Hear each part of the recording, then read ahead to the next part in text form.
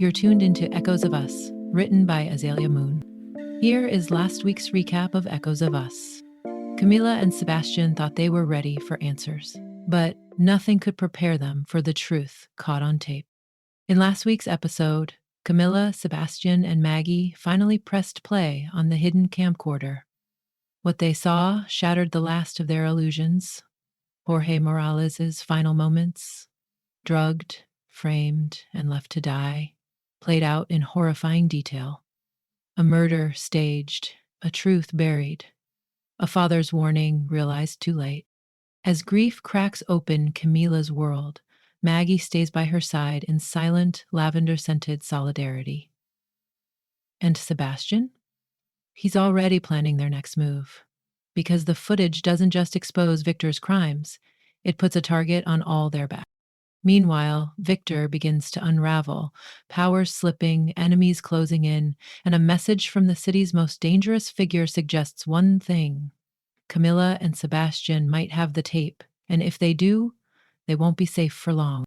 As dawn breaks, Camila leaves Brooklyn behind, tape in hand, heart in pieces. And the road ahead?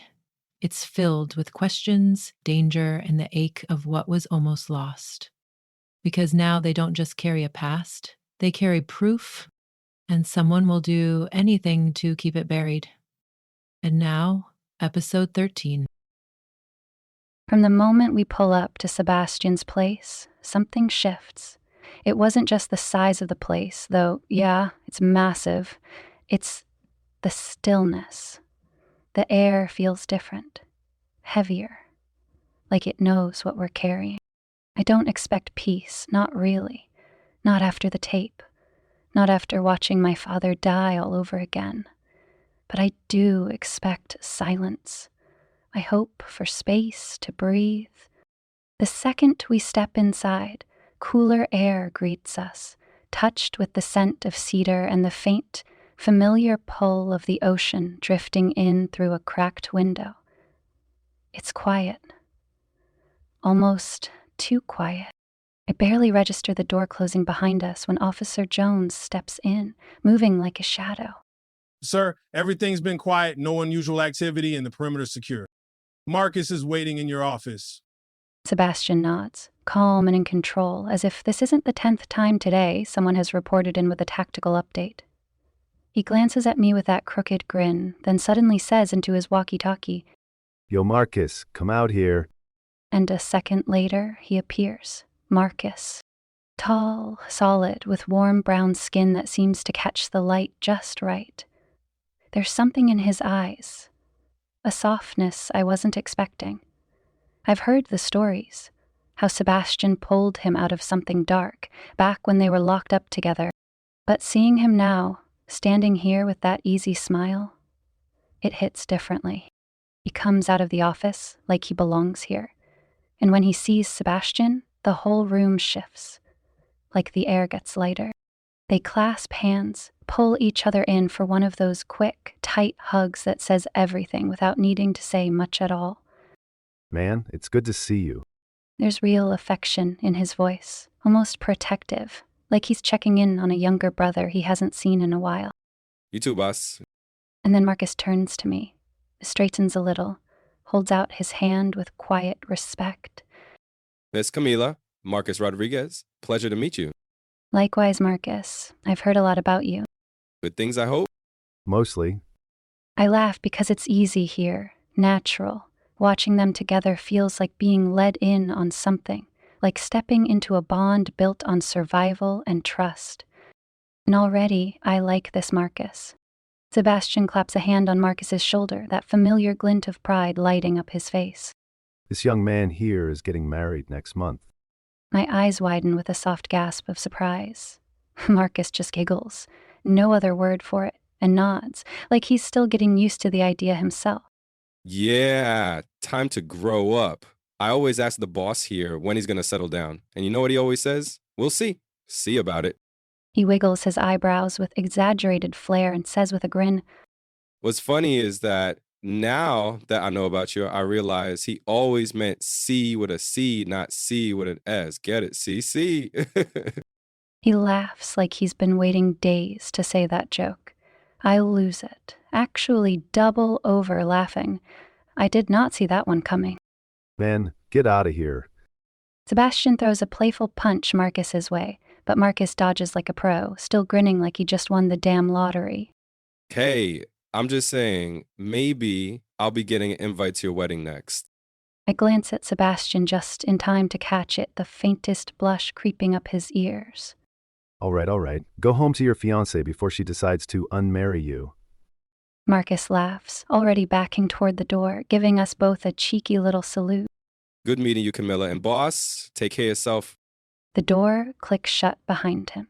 The house goes still. Just the two of us now, and the echo of Marcus's teasing still hanging in the air. I turn to Sebastián slowly, arms crossed, eyebrow raised, just enough sass in my voice to let him know I'm not letting this one go. And I say, "We'll see about it, huh?" Oh no, don't you start. But I just smile, because suddenly, this quiet house doesn't feel so heavy. Maybe, despite everything we've been through, this might actually be a good place to land. Maybe even a place to start again. Sebastián gives me that look again. Half smirk, half, something I can't quite name. It flickers in his eyes, unreadable but deliberate.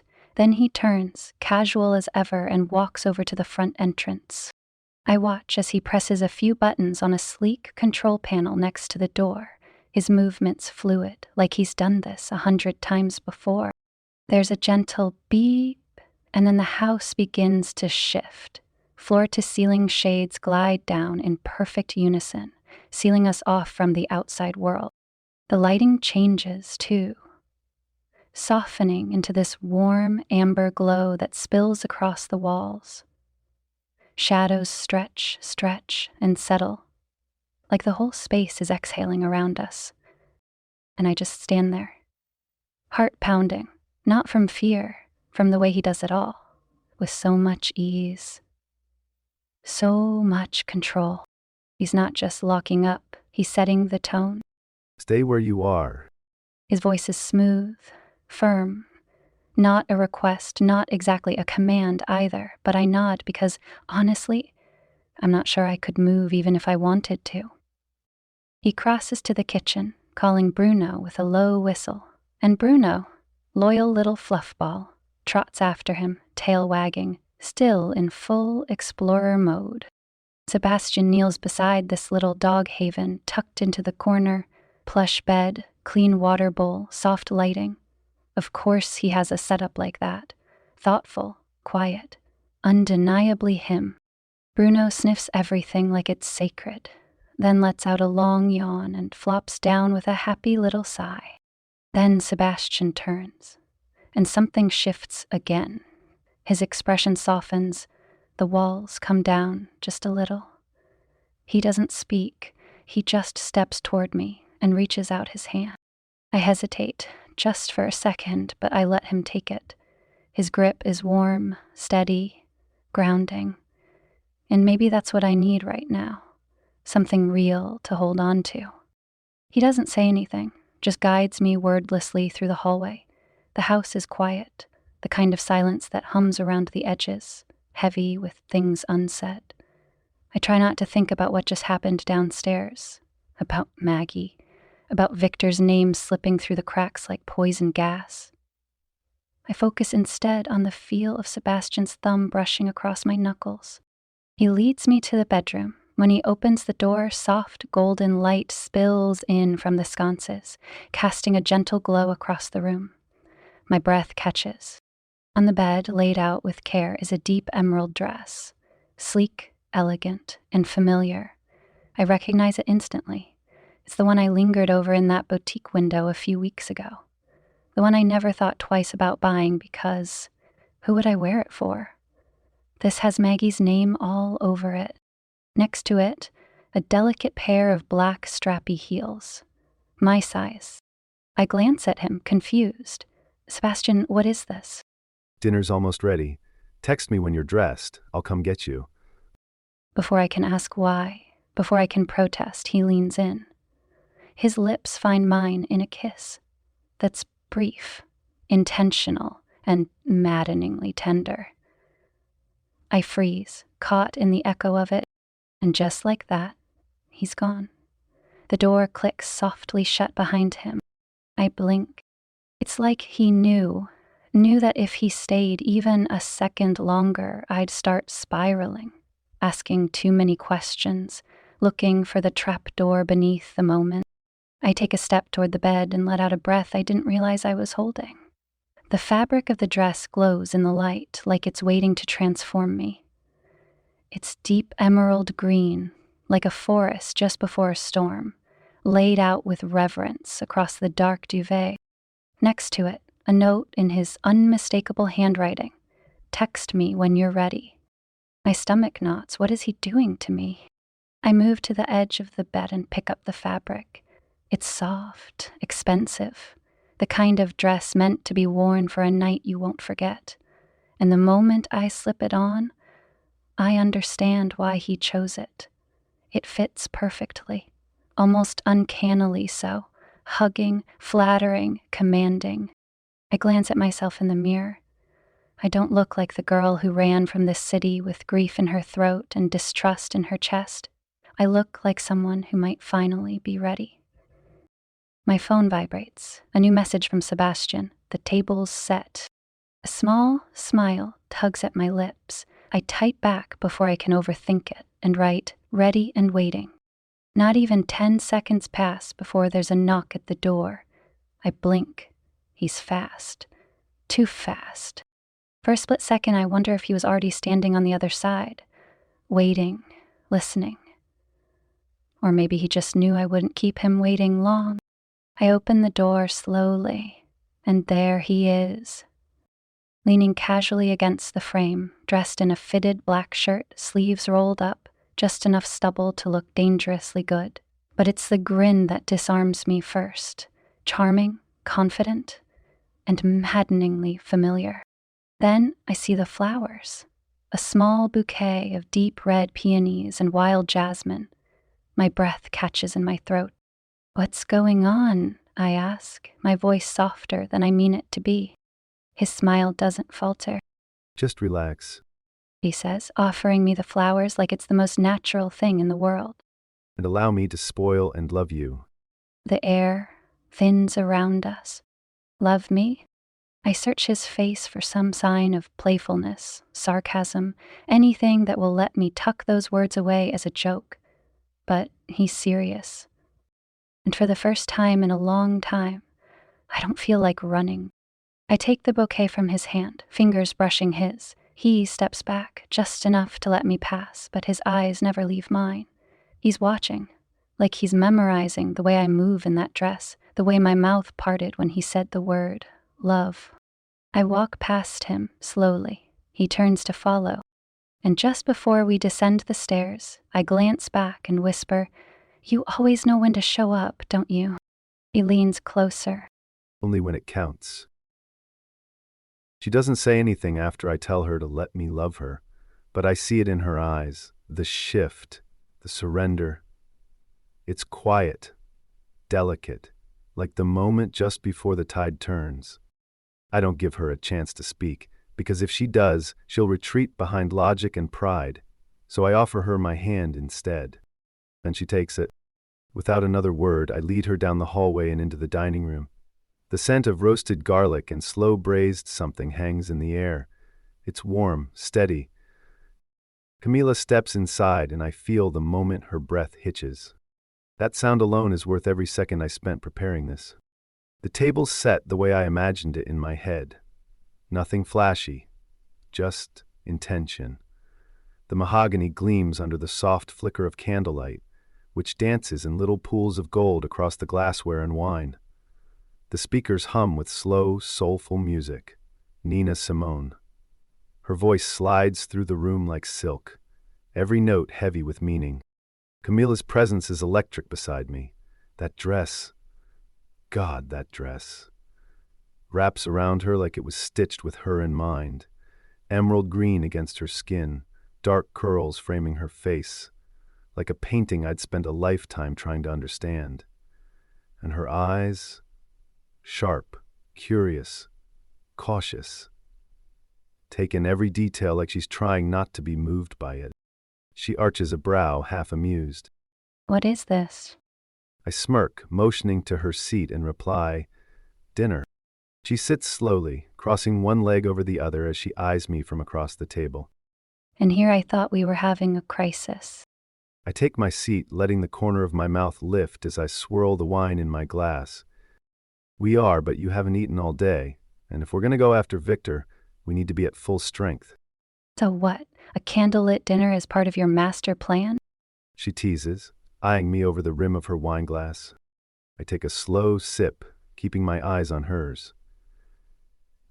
I'd say it's just a necessary distraction. Her laugh, low, unguarded, slips out before she can stop it.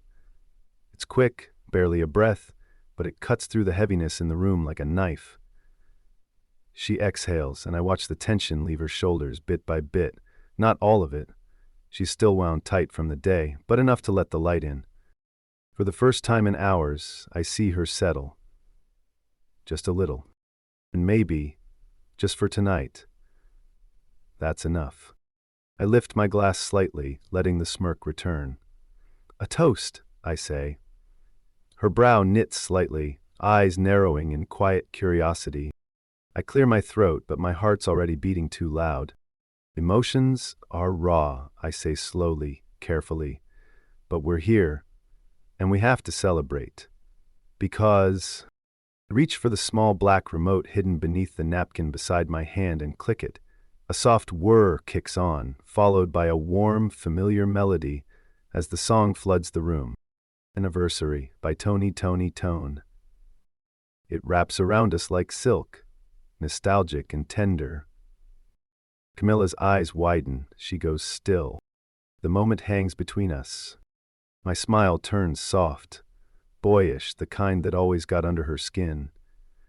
I can feel it happening even now.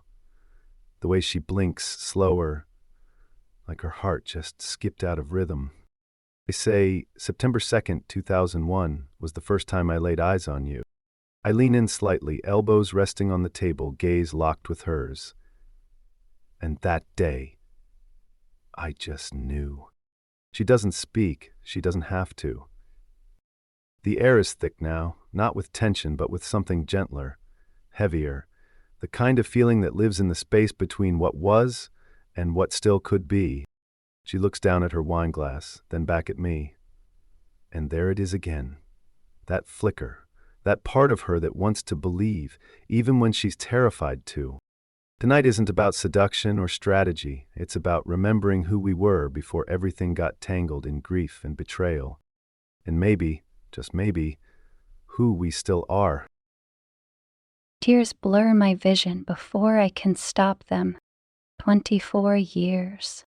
The weight of it crashes over me like a wave. Memories unfolding in my mind like a reel. The way he looked at me on our first date. The ridiculous sunflower he tried to give me that had half its petals missing. The way he made me laugh when I was too guarded to admit I liked him. He remembered. Not just the date, but the song, the way the air smelled that afternoon, the way I wore my hair in a low bun because I hadn't wanted him to think I was trying too hard. He remembered us, the real us, when everything else has been chaos and questions. My voice shakes when I speak, thick with emotion, and I barely have the strength to contain it. I knew then, too, I whisper. From the moment I met you, I knew I would love you. Sebastián doesn't flinch, doesn't blink. I raise my glass, and he mirrors me. Cheers to our anniversary. The clink is soft, reverent. We sip, and for a brief, suspended moment, the wine washes away the bitterness of the last few days. The doubts, the lies. When I lower my glass, he's already moving. He gently takes it from my hand, setting both glasses down with care. Then his fingers graze my waist, slow, certain, and suddenly I can't breathe. His eyes don't leave mine as he stands and pulls me up with him, closer, closer still. He takes my hand, not urgently, not hungrily, just tenderly, one arm around my waist, the other guiding mine to his shoulder. We start to sway, barely moving, just shifting weight from foot to foot. But with him, it's not about the steps. It's the way he holds me, like I'm something worth remembering. The music wraps around us, and for a moment, time folds in. We're back in that little studio, back when everything was possible and nothing hurt like this. His forehead touches mine, and the rhythm finds us again. Then, mid-spin, he catches me, hand slipping to the small of my back. In one fluid motion, he lifts me. My legs wrap around him before I even realize what I'm doing. The instinct too old and too familiar to second-guess. Our mouths meet in a kiss that melts the years between us, part history, part heat, part promise. It's not delicate. It's consuming. He doesn't say a word as he turns toward the stairs. I don't let go. The dinner, the candles, the perfect setting, none of it matters now. Only this. Only us. His steps are slow but purposeful, and I can feel the tension in his arms, the tremble of his breath as he holds me tighter with each step. I rest my forehead against his, our lips brushing in brief, trembling passes between heartbeats. We don't make it to the bed right away, but we do make it to each other. And somewhere below us, the candles flicker on, casting soft shadows across untouched plates, the red wine forgotten in its glass. Anniversary still plays, low and steady, a soundtrack to a love that never unraveled, only paused. The late afternoon sun spills across the bed, low and golden, like it knows exactly what kind of day we've had. It drapes over Sebastián's skin, over the tangled sheets, over me, casting everything in that soft slanted light that only shows up when the day's been long and full and deeply lived. We left Brooklyn early this morning before the city even had its first cup of coffee. Drove straight into Jersey, into whatever this next version of us was supposed to be. I barely remember unpacking, getting dressed for the dinner he planned. The dress, the heels, the perfume still sitting on my collarbone. I'm curled into him now, one leg wrapped around his, my fingers tracing slow, thoughtless circles along his ribs. His skin is warm, real, familiar in a way that hurts a little. His heartbeat thumps steadily beneath my cheek, like it never forgot how to sync with mine. Outside, the day is still hanging on, but only just. Inside, the world is hushed. A breeze moves through the open window, brushing over our bare skin. Not cold, not warm, just there. A quiet reminder that time hasn't stopped, even if it feels like it did. Somewhere downstairs, faint jazz still plays from the speakers. I'd forgotten it was on. The notes drift up through the floor like smoke rising toward us, and downstairs, untouched and waiting, the dinner we never got around to. I let out a quiet laugh. He tilts his head toward me. What's so funny? I look up at him, my lips curling.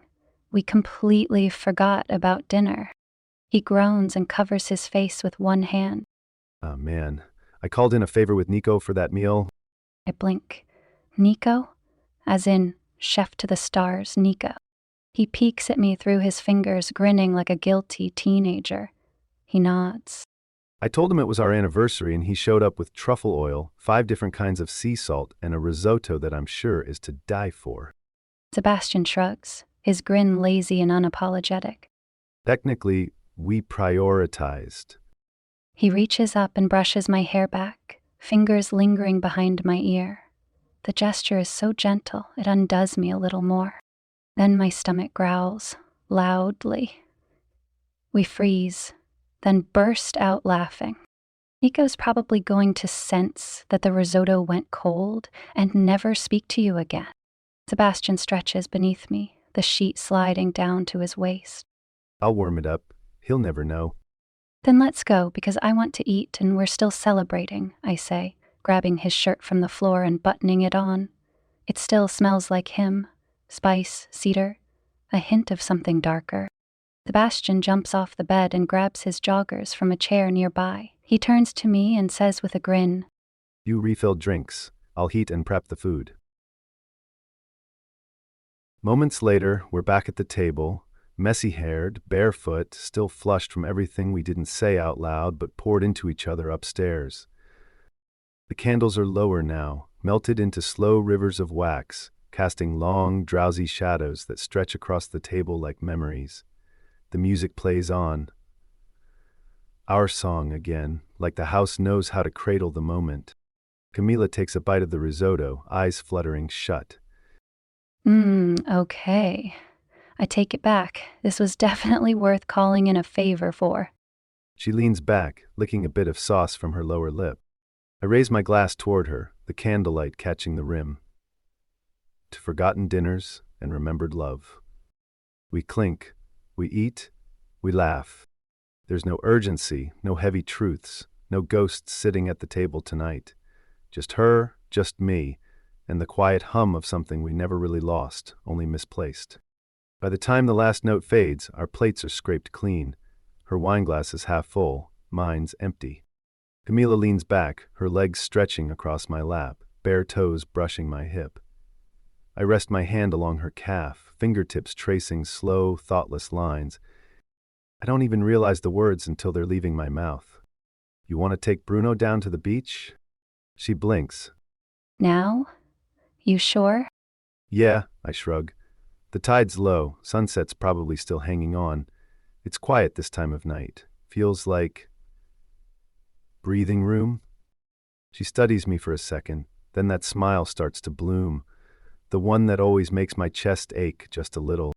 Okay, but only if you carry him when he gets dramatic and refuses to walk back. He's got stamina, I argue, for at least half the beach. She laughs, and it's the kind of laugh that settles deep in my bones, reminds me why I never stopped waiting for her. Bruno. She calls, turning toward the living room. Come on, baby, you want to go outside? From his luxurious sprawl on the rug, Bruno perks up at the magic word, ears twitching. He bolts toward us, tiny paws skidding across the floor like he's been summoned by fate itself. She pauses a few steps from the back door, one hand on her hip, the other tugging at the hem of the shirt she's wearing. My shirt. It hangs loose on her, just long enough to tease, just short enough to drive me insane. She lifts an eyebrow, amused. You do realize I'm not wearing pants, right? Just this shirt and underwear.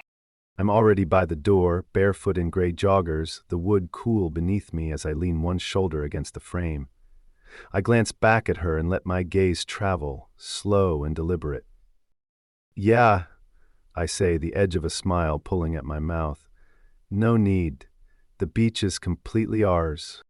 She laughs, folding her arms but not moving to change. That sounds like something someone says right before getting arrested for public indecency. I step aside, pushing the door open behind me. The scent of salt and jasmine drifts in with the breeze, soft and familiar. She clips the leash to Bruno's harness, but lets it dangle. He prances, head high, tail wagging like a metronome set to joy. I tell her, no one's out there, just sand, sea, and us. I promise. I nod toward the fading light. She watches me for a second, like she's trying to decide if I'm serious. Then she shakes her head, smiling as she walks barefoot across the floor toward me. Long legs bare, her laughter light and easy. All right then, let's go corrupt the coastline. I chuckle, pulling her gently outside.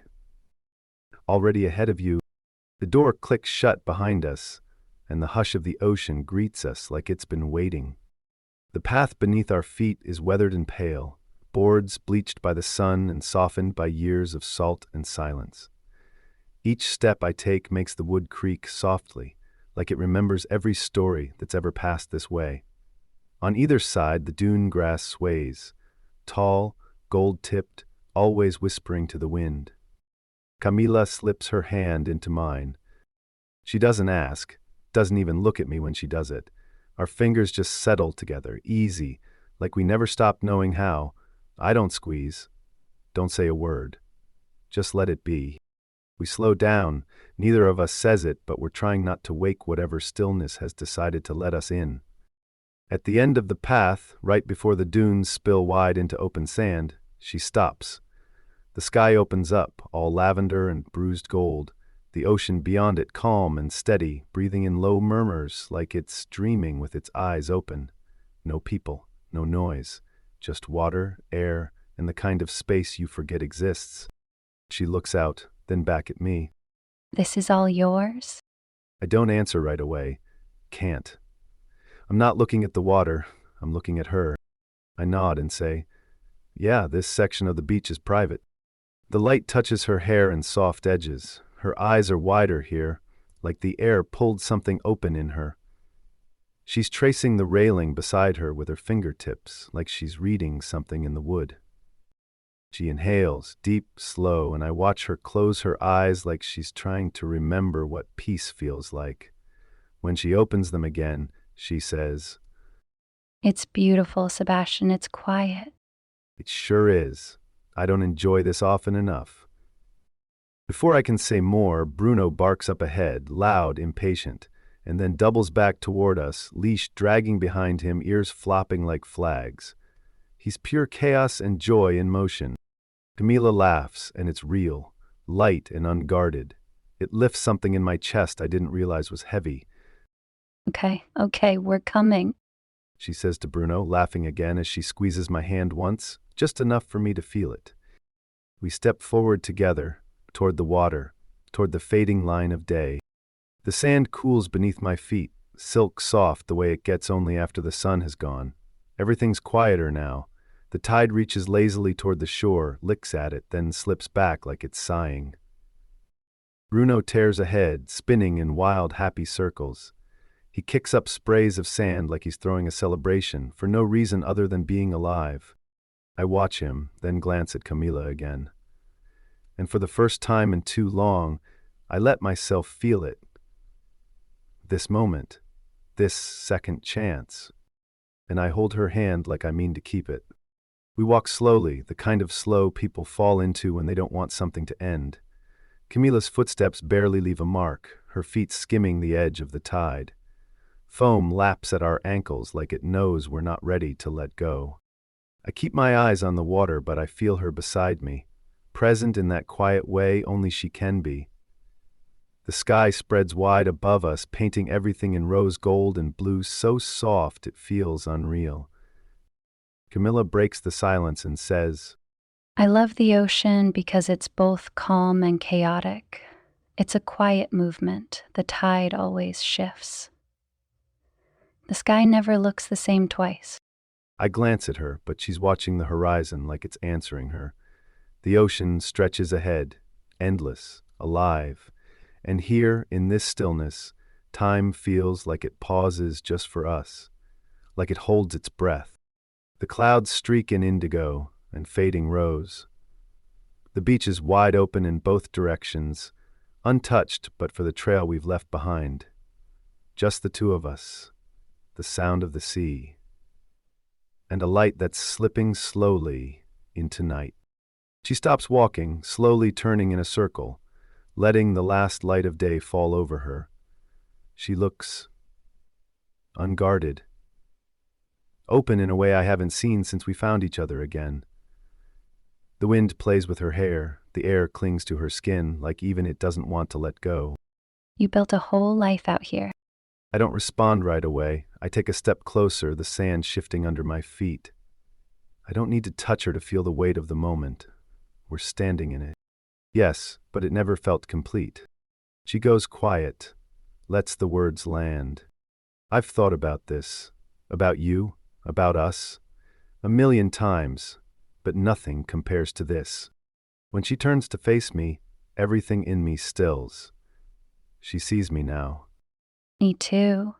I've always thought about what if. I stop walking. I face her. I know we lost a lot of time, but I don't want to lose any more. Ditto. Just that, ditto. No promises, no conditions, and it's enough. My hand lifts before I can stop it, fingers brushing a strand of hair from her cheek. Her skin warms beneath my touch, delicate and real. I move slow, always slow with her, like if I go too fast, she might vanish. But she doesn't. She stays, and for the first time in a long time, I let myself believe maybe the tide is shifting for us, too. We walk again, side by side, our steps slow and bare against the sand. The tide creeps in just enough to kiss our ankles, a soft and steady rhythm that matches our own. Above us, the sky melts. The air smells like salt and memory. Bruno sprints ahead, barking at shadows only he can see, ears flopping like he's chasing something sacred. Then, suddenly, silence. We turn just in time to see him drop into the sand with the weight of a tiny, overdramatic soul. He flops onto his side with a theatrical sigh that feels like punctuation. Camila bursts into laughter. I think that's his signal. I grin and bend to scoop him up. Bruno doesn't resist. In fact, he melts into my arms like he's been carried his whole life. We turn back toward the house.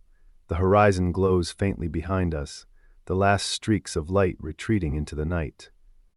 Ahead, the house glows with soft golden light, its windows warm against the darkening sky. The jasmine in the air is thicker tonight, mixing with salt and the kind of quiet that makes everything feel new, like beginnings are possible here. She doesn't feel like a guest. And for the first time in years, I don't feel like I'm waiting for something or someone to arrive. The door clicks shut behind us, and her laughter, low and warm, follows us in. I hear my own slip out right after, quieter but full, like the house is already holding it. She kicks off the sand from her feet with a satisfied little sigh, her bare feet sinking into the wood like she belongs here, like she's always belonged here. And something about that hits me right in the chest. Bruno is still in my arms, panting like he just won an Olympic sprint instead of jogging down the beach. I lower him gently onto the rug, and he immediately lets out a loud, theatrical sigh before flopping down like he pays the mortgage. She kneels beside him, fingers brushing behind his ears, with that soft, absent affection that tells me it's not just me she loves. She murmurs to Bruno, You've got a new beach, a whole yard, and your own personal chauffeur. Don't say I never did anything for you. Bruno grunts in response, half dog, half entitled king. I swear the mutt has opinions. I watch her with him, this easy comfort between them, and it does something to me. Not just admiration, something deeper, something rooted. I don't move. I just let myself take it in. She rises, and when her eyes meet mine, I know she sees it, feels it. Thank you. She says, and her voice has that weight it gets when it's not just words. For accepting him, for making room for both of us. I shrug, trying to play it cool. But my voice betrays me. We're in this together, I pause, then add with a small smile. Plus, I've always wanted a dog. She lifts an eyebrow and crosses her arms, mock offended. What am I, chopped liver? I step in before she can go further, grinning as I wrap my arms around her waist. Familiar. Right. Like they were always meant to be here. No, I say, leaning close. You're the main course. She laughs, and the sound fills every empty space I didn't know I had. Smooth. I press a kiss to her forehead, light and sure. I try. Well, keep trying. I like this Sebastian 2.0. We burst out laughing. Our laughter lingers in the air. Gentle, real. The kind that only comes when something old becomes something new again. And standing here barefoot, with my dog asleep on a rug that doesn't yet smell like home, in a house that isn't mine, I don't feel like a guest. I feel like I just walked in the front door of something I'd been missing for a long time. I grin, letting the moment breathe before I say it. Okay, so what's the house rule on popcorn in movies? Sebastian raises a brow, that smug little half smile already forming. Rule number 1, salty popcorn only. Rule 2, don't talk over Monica Wright. My eyes go wide. Wait, love and basketball? He nods, like it's obvious. Figured that'd be our first movie here. Felt right. I bump his shoulder, pretending not to be completely charmed. I forgot you actually had good taste. The kitchen smells like melted butter and something toasted. The sound of kernels popping is louder than I expect in this quiet house. It's comforting, domestic, us. I pour sparkling water over ice, watching the bubbles rise as Sebastian grabs a couple of beers from the fridge. The lights are low, warm, like they know what kind of night this is. He's at the stove, carefully tossing the popcorn into a giant ceramic bowl, and I catch myself smiling at the way he treats it like it's serious business. Did you seriously just use real butter and olive oil? I take my snack game seriously. Clearly. The home theater is exactly what I expected from him. Understated, but cozy. Gray seats, soft blankets draped everywhere. The kind of space that says, stay as long as you want. The screen glows with the movie's menu. That familiar opening score starts to play, and something inside me exhales. I curl up on one end of the couch, legs tucked under me. Sebastian flops down beside me, and without a word, he pulls the blanket over our laps. Just like that, I smile at the screen, then lean my head against his shoulder. The movie begins. So does something else. Quiet, simple, but real. The light from the movie flickers across his skin. On screen, Monica and Quincy are back in that driveway, trash-talking, falling in love all over again. I've seen this scene more times than I can count. But right now, I'm not watching the movie. I'm watching him. There's a half-eaten bowl of popcorn between us, long forgotten. Our legs are tangled under the blanket, warm and familiar. His hand rests lightly on my thigh, like it belongs there. Bruno's passed out in the corner, curled into that ridiculous overpriced bed Maggie convinced Sebastian to buy. One paw twitches in his sleep. Guess the beach wore him out. Sebastian reaches for more popcorn without looking away from the screen. Still hits just as hard. Used to quote the whole thing. He grins, eyes still forward. Still could, if you test me. I smile. I believe you. He wraps his arm around my shoulder, and I sink into him like it's instinct, like we never unlearned how to fit. The music swells, that slow, aching theme that always hits right in the chest, the kind that reminds you love isn't just about romance. It's about what's earned, what stays, what time and heartbreak couldn't shake loose. I glance up at Sebastian, and the words come before I can second-guess them. Quiet, but solid. You know, this feels unreal. He shifts slightly, eyes on mine. What does? This. Being here, with you, watching a movie, popcorn and a passed-out dog. It's so normal. He doesn't hesitate, just turns toward me like he's already been thinking it. Maybe we deserve normal. And the way that hits me. Something in my chest loosens. I exhale slowly and feel the tightness leave my body piece by piece. Yeah, maybe we do. We fall into silence again, but it's not awkward, not heavy. It just is. Like we've both stopped bracing for something to go wrong. The light from the screen plays across his face, soft shadows shifting with every frame. I don't know how long this piece will last, if we'll wake up tomorrow and everything we've buried will come back swinging. But right now, he's here, I'm here, and that's enough. He reaches for the last few kernels, scrapes the bottom of the bowl, and holds it out like a challenge. Last chance before I claim full custody. I narrow my eyes, pretending to debate it. You can have it, but only if you promise to let me pick the next movie. He smirks. What, another early 2000s classic? Obviously. He leans in and kisses my cheek, slow and certain. His lips are warm and buttery from the popcorn and whatever this thing is building between us. Deal. We ended up going back to the 90s and watching Poetic Justice. The movie finished, The projector's hum goes silent. The screen fades to black. For a second, the only sound in the room is the soft click of the remote in my hand. And her. Camilla stretches with this little groan, arms overhead, the knit blanket sliding off her shoulders like it's been waiting to let go. She looks wrecked in the best way, barefoot, wrapped in comfort, eyes soft with sleep. Bruno's still in his corner, dead to the world. One little snore, no movement. He earned it today. Beach dog life is hard. I hold out a hand. Come on, sleepyhead. She laces her fingers through mine without hesitation. Only if you promise there's no sunrise hike planned tomorrow. No promises, but I can guarantee some hot tea in bed. She gives me that look, that one that says she doesn't quite believe me, but she's choosing to trust me anyway. We walk through the house in that kind of quiet only midnight understands. Our footsteps are soft. The sconces cast this golden light down the hallway, warm but low. The kind of light you don't need to see your way. You just feel it.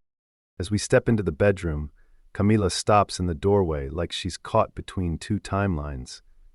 The one she lived in before she came here, and whatever this is we're trying to be now. What is it? I ask. She doesn't look at me right away, just stares into the room like it's something she's seeing for the first time. Just taking a mental picture Of what? She turns to me then, eyes soft. of this version of us.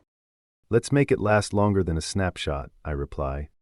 I step closer, my hands finding her waist like second nature. She leans into me and rests her forehead against mine. Let's try. So I kiss her. Slow, careful, unhurried. Like there's no clock running. Like time owes us this. We climb into bed, still wearing the evening clothes. We don't bother changing. I reach over and switch off the lamp. The room goes still. Darkness settles in, soft and safe. She curls into me, her head resting on my chest, and I swear nothing's louder than the quiet when someone trusts you like that. Outside, the ocean murmurs beneath the stars. Inside, it's just breath and heartbeat. Her exhale. Mine. Then, just when I think she's asleep, I hear it. Happy anniversary. I smile into the dark, press my lips to the top of her head. Best one yet, I say. And maybe it is. Not because it's perfect, but because we made it here, even if just for now. That's it for this week's episode of Echoes of Us. But the story is far from over. New episodes drop every Thursday, so be sure to follow, subscribe, and never miss a moment. Thank you for listening and being a part of the story. Your support means everything. If you enjoyed the episode, please consider leaving a review or sharing with a friend. It helps more listeners find us. Until next time, listen closely, because sometimes the past isn't as far away as it seems.